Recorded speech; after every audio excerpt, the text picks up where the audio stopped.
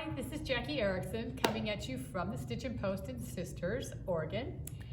Today I'm going to talk about products that I use when I do my fabric postcards.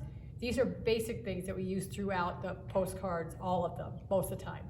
And we will reintroduce products as we go, but I don't want to have to talk about it every time. So just watch this video and you'll have it down. We're going to start with the foundation, which is, this is called Fast Diffuse. This is my favorite product to use, but there's other. Fast Diffuse, it's a thick foundation. It has fusing on both sides of it, so you don't have to worry about having to have fusible web. Now, there are other products. The other ones that we carry, this is called Peltex. It's from Pelon, and it also has fusing on both sides. It's a little bit thicker, works very well, so we do have that one. And then we have one called Timtex. And this product and the Fast Diffuse and Timtex is from C&T Publishing.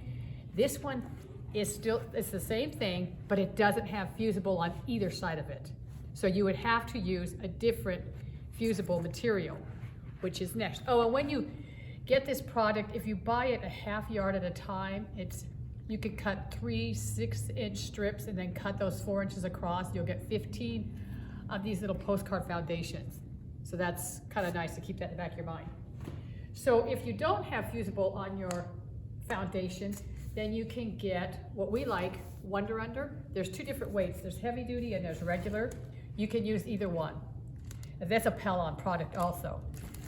So it has paper on one side and fusible on the other. You can't really see it, but you can feel it. And that is something, again, as you watch the videos, we will talk about this in each individual video. So that's the fusibles. And then we also have Steam-A-Seam, which is also a fusible. I don't usually use this one, but some people really like it. It has paper on both sides of it.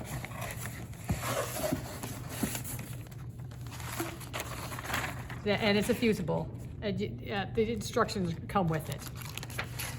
Okay, and then there's another one that I use, but I usually use it when I'm doing fabric to card stock, and it's called Heat and Bond. And it actually has a rubbery texture to it on one side and paper on the other. I don't normally use this with postcards, but you can, but I do it all the time with cardstock. The next product that we use are the applique pressing sheets. It comes in 3 sizes. Put that aside for a second.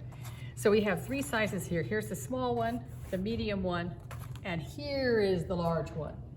So I have all 3. I recommend the small and the medium for sure. Bigger projects, the large one. But start with the small and medium. The medium covers your pressing surface. The small one, again, when you watch the videos, you'll see how they work with each postcard. You also need a good iron. So this is the Aliso iron, which this is the little mini one, and we have large ones also. I like the little one for this, because then you can work in small areas. Then we come to other products that I use.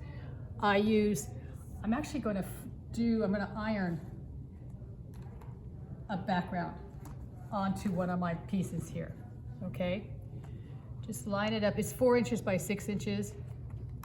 Gonna press it on there. And I'm using a fusible, it's the Fast Diffuse, so it already has fusing on both sides. The applique pressing sheet protects my ironing surface. But I wanna show you this little rotating mat here, this OmniGrid rotating mat. When I go to trim down, because you want to trim down all these extra little edges, it's just another product I use. It's perfect size for it. You put your ruler on there. You can cut and spin it around so you don't have to touch and move your foundation you're working with. And then you can proceed with the rest of your postcard. I really like this little swivel mat. It's great. And that's all ready to keep going. So I do use a swivel mat, and you need a ruler, rotary cutter, Rotary cutters come in all different sizes. Little sharp scissors are perfect. I use those for all the fine cutting that I do with postcards. Like here's some right here where you have to do some fine cutting around the little pieces. And a good pair of scissors works great. Then, here's another little idea that I really, really like. It's called a Quilters proportional scale. And what you do, okay, this is a copyrighted pattern, so you cannot use this and sell your product. But I love this little pattern here. It's a McKenna Ryan pattern. And this little bird here, I want to put that on a postcard. So what I do is I measure it. The inside here, it's 3 inches. And I want this to fit on my 6-inch postcard. So I take my little rotating scale here, and I gotta go find 3 inches on the inside. Right here, 3 inches.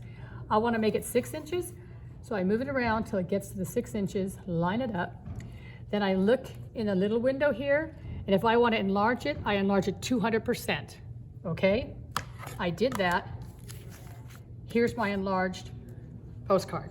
It's the perfect size for my little postcard to go on there.